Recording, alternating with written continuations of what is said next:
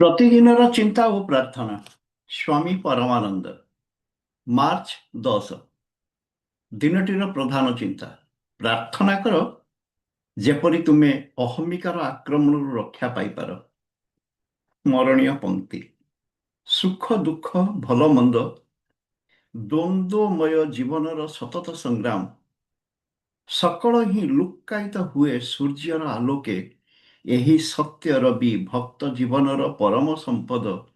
ଅସୀମ ଆନନ୍ଦ ଆଉ ଶାନ୍ତି ଯେ ଅକ୍ଷୟ। ନୀତି ଉପଦେଶ। ମନୁଷ୍ୟ ଯେତେବେଳେ ସ୍ୱାର୍ଥର ବଶୀଭୂତ ହୁଏ ସେତେବେଳେ ତାହାର ନୀତି ଜ୍ଞାନ ସୂତ୍ର ଛିନ୍ନ ହୋଇଯାଏ। ସେତେବେଳେ ସେ ଦୁର୍ବଳ ହୋଇପଡ଼େ। ସେତେବେଳେ ଅହଂ ବୁଦ୍ଧି ତାହାକୁ ପରାଜିତ କରେ। ସେହି ପରମ ଶକ୍ତି ମନୁଷ୍ୟର ଜୀବନରେ କାର୍ଯ୍ୟ କରୁଅଛି।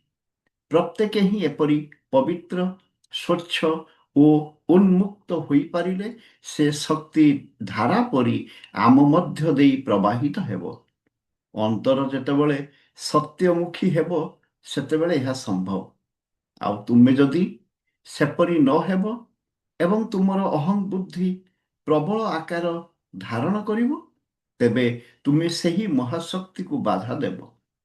ତୁମର ପ୍ରଥମ କର୍ତ୍ତବ୍ୟ ହେଉଛି ଯେ ହୃଦୟର ଦମ୍ଭ, ଅହଙ୍କାର ଓ ସ୍ୱାର୍ଥପରତାକୁ ଦୂର କରିବାକୁ ହେବ।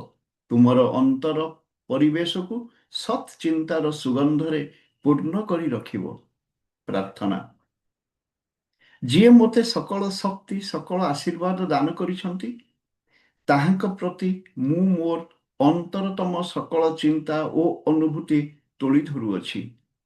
ତାହାଙ୍କ ପ୍ରତି ସେବା ପରାୟଣ ହେବାର ଆକାଂକ୍ଷାରେ ଯେପରି ମୋର ହୃଦୟ ମନ ଏକାଗ୍ର ଓ ଊର୍ଦ୍ଧ୍ୱମୁଖୀ ହୁଏ।